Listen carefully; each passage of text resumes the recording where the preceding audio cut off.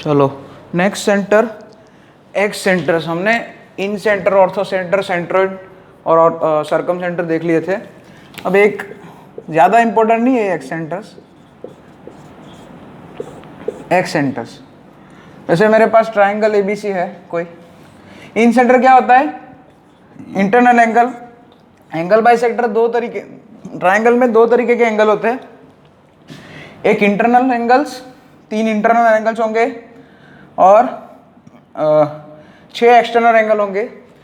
जैसे कि मान लिया इस ए बी साइड जो है उसको एक्सटेंड करता हूँ ऐसे नीचे, और ये AC साइड को भी ऐसे एक्सटेंड किया, तो यहाँ पे ये एंगल क्रिएट जो हुआ उसको एक्सटर्नल एंगल बोलेंगे, एंगल बी का। उसी तरह से यहाँ पे एक एंगल क्रिएट हुआ उसको भी एक्सटर्नल एंगल बोलेंगे, ये वाला। तो ट्राइंगल के ऐसे तो है ना, सभी साइड, जैसे मान लिया ये इधर AB साइड को इधर एक्सटेंड किया, ठीक है, तो एक और एक्सटर्नल एंगल ऐसे मिलेगा। फिर BC साइड को इधर एक्सटेंड किया, ये एक्सटर्नल एंगल एक मोल मिलेगा। कितने में आप काउंट करो, देखो टोटल। जैसे मान लिया इधर एक एक्सटेंड किया, ठीक है, ये B पॉइंट है, इधर भी एक्सटेंड किया तो ये एक और एक एक्सटर्नल एंगल मिलेगा, और यहाँ पे एक्सटेंड किया तो ये एक और एक्सटर्नल एंगल मिलेगा, है ना। 1 2 3 4 5 6, है ना।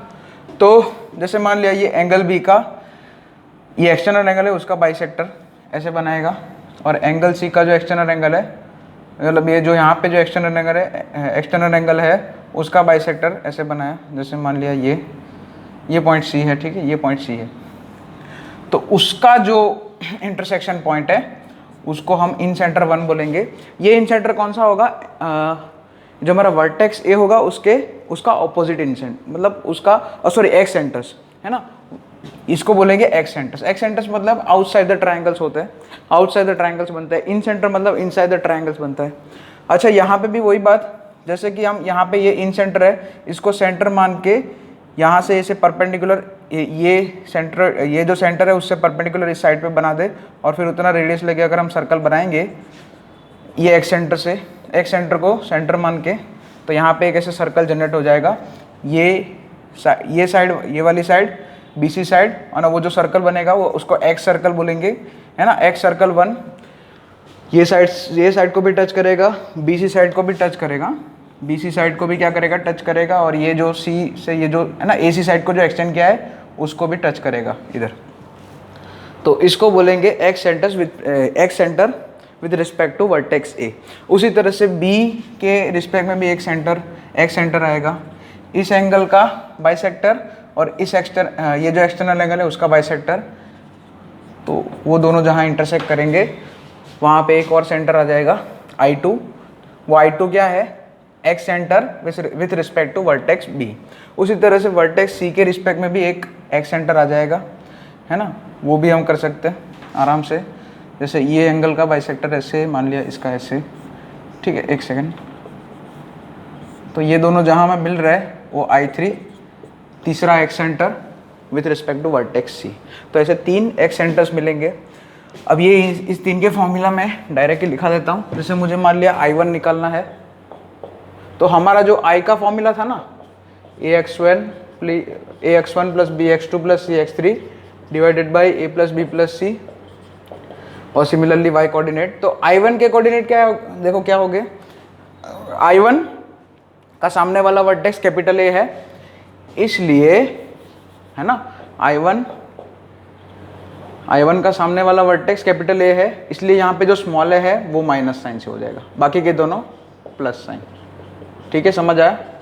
बहुत इजी है। और नीचे भी माइनस है, B और C तो प्लस ही रहेंगे, लेकिन A माइनस हो जाएगा, है ना। I1 का ऑपोजिट वर्टेक्स देखो, मतलब I1 किस with respect to which vertex है ना। I1 is excentre with respect to vertex A है, इसलिए, है ना। तो जो एक्स सेंटर होता है उसके सामने वाला जो मतलब ऑपोजिट वर्टेक्स होता है, जैसे मान लिया कैपिटल, उसके सामने वाली साइड A, ये B और ये C, है ना। तो ये A जो है वो माइनस साइन से हो जाएगा। उसी तरह से y कोऑर्डिनेट, मान लिया मुझे I2 लिखना है, तो I2 में क्या होगा? I2 के सामने वाला वर्टेक्स कैपिटल B है, इसलिए B जो साइड है वो माइनस हो जाएगा, बाकी के दोनों A और C positive, A minus B plus C कैसे आया, क्यों आया, वो भी प्रूफ करना चाहो कर सकते हो। उसके लिए फिर अब है ना बहुत उसमें कुछ खास है नहीं, जैसे मतलब इन सेंटर की जैसे प्रूफ करते हैं ना, वैसे उसी में जैसे इन सेंटर में क्या होता है कि तीनों में अंदर इंटरनल डिवीजन होते हैं, इसमें एक्सटर्नल डिवीजन हो जाता है, इसलिए माइनस साइन जनरेट हो जाता है। वो अभी हम ज़्यादा नहीं जा रहे उसमें डिटेल में। I3 है, वर्टेक्स सी के सामने वाला एक्स सेंटर है, वर्टेक्स सी के सामने वाला एक्स सेंटर है, इसलिए सी जो है वो नेगेटिव साइन से हो जाएगा, -CX3 हो जाएगा। ए और बी दोनों पॉजिटिव रहेंगे, AX1 सॉरी नीचे क्या आ जाएगा, A + B - C और y कोऑर्डिनेट। तो ऐसे I1 I2 I3 ऐसे 3 एक्स सेंटर्स भी आएंगे जो कि ट्रायंगल के बाहर होंगे। ठीक है, चलिए आगे बढ़ते हैं। नेक्स्ट हमारा रहेगा, अब आगे कोई सेंटर्स तो इसमें तो काफ़ी ख़त्म है, अभी कुछ रिजल्ट्स लिखने हैं मुझे, तो मैं वो लिखवाता हूँ आराम से, नोट करके कुछ लिखवाना है। ठीक है, चलो कंटिन्यू करते हैं।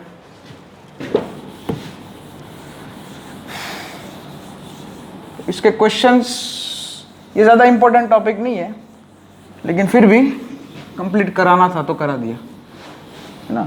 ये ज़्यादा इम्पोर्टेंट नहीं है, इसके क्वेश्चंस ज़्यादा नहीं बनते।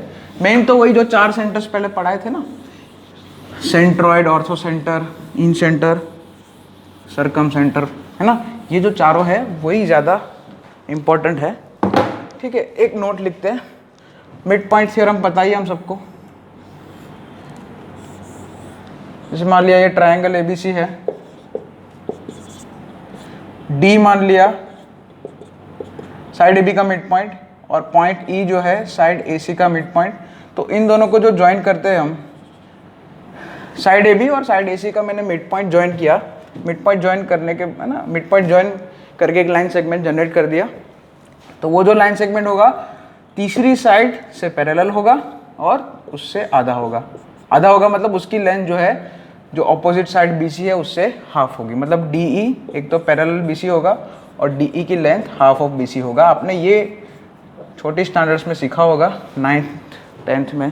ठीक है, मिड पॉइंट थ्योरम के, मिड पॉइंट थ्योरम है ना, ट्रायंगल की दो साइड के मिड पॉइंट को अगर ज्वाइन करते हैं तो जो लाइन सेगमेंट जनरेट होता है वो ऑपोजिट, जो तीसरी, वो जो है थर्ड साइड से पैरेलल और थर्ड साइड की लेंथ से आधा होता है।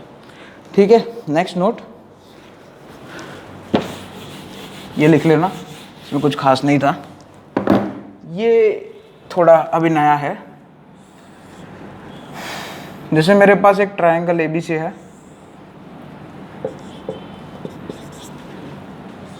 ठीक है, ट्रायंगल ABC बनाया, एल्टीट्यूड, मीडियन और परपेंडिकुलर बाइसेक्टर बनाते हैं।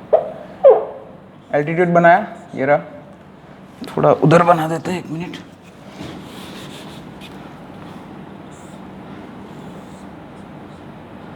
थोड़ी स्पेस बना दी, ठीक है, थोड़ी। ये मान लिया, इसको पॉइंट दे दिया कुछ भी, D दे दिया। A पॉइंट में से मीडियन बनाई, मान लो M, AM मीडियन है, AM इज अ मीडियन, ठीक है। AM, BM और MC सेम है, M is the mid point of BC, ठीक है। और परपेंडिकुलर बाइसेक्टर,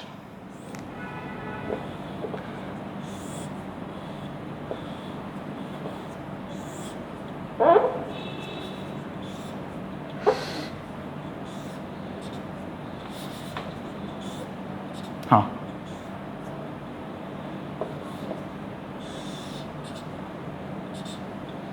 परपेंडिकुलर बाइसेक्टर, ठीक है।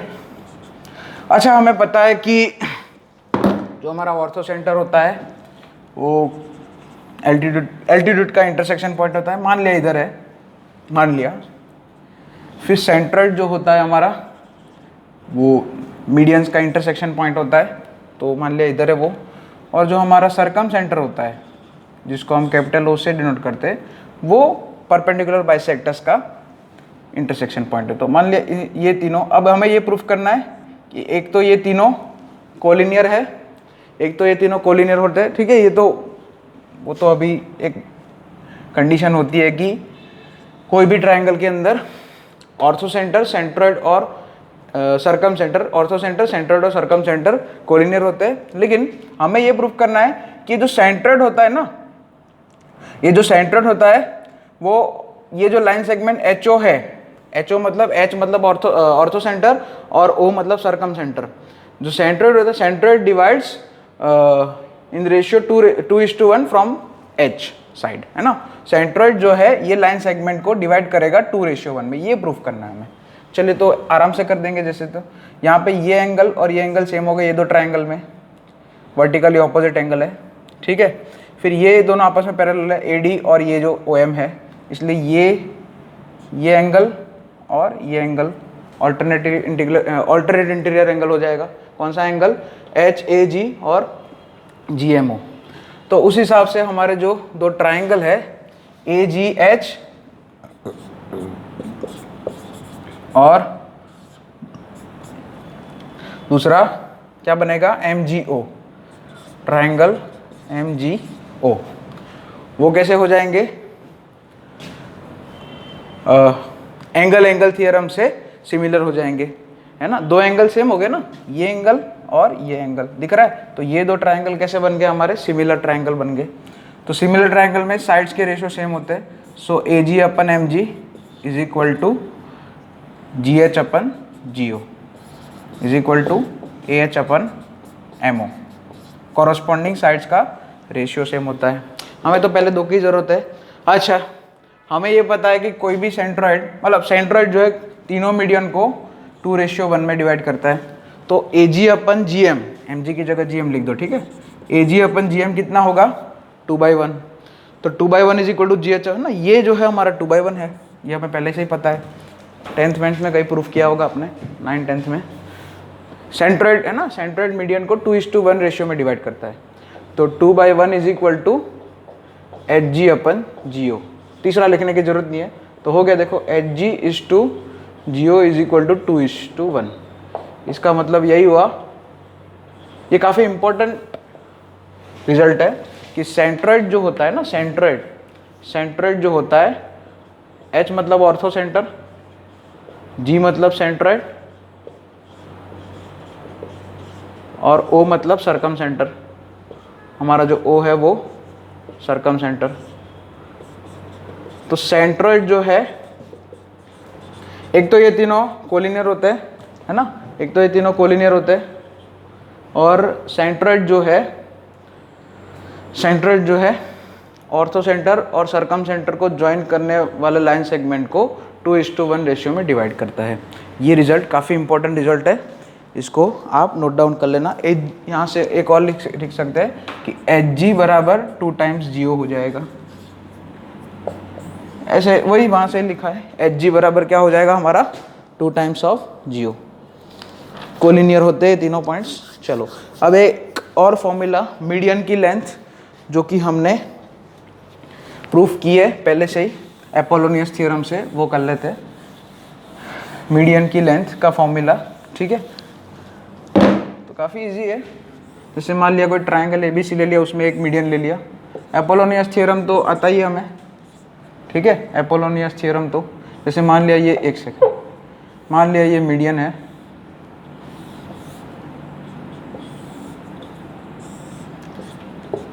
इसकी हमें लेंथ निकालनी है, तो काफ़ी आसान है। अपोलोनियस थ्योरम क्या होता है? AB² plus BC² is equal to 2 times AM² plus BM², ठीक है।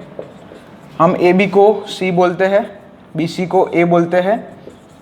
AM ढूंढना है हमें, BM कितना है? BC का आधा, मतलब BC का आधा मतलब A का आधा, मतलब A²/4 हो जाएगा, ठीक है। अब इसको सॉल्व करो, इसको आप सॉल्व करोगे तो क्या मिलेगा?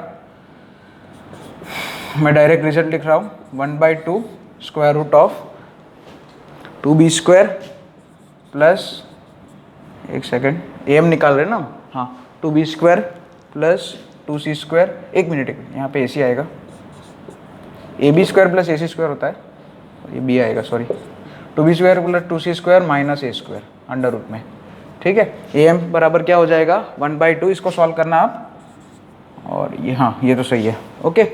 AM आपका हो जाएगा 1/2 of square root of 2B² plus 2C² minus A², ठीक है। उसी तरह से अगर मान लिया मुझे B में से मीडियन लिखना है, तो जैसे मान लिया BE, कुछ भी BE का लेंथ लिखना है, तो BE अगर लेंथ लिखना है, B इज अ मीडियन, ठीक है ना, ऑन साइड AC तो हाफ साइड AC है।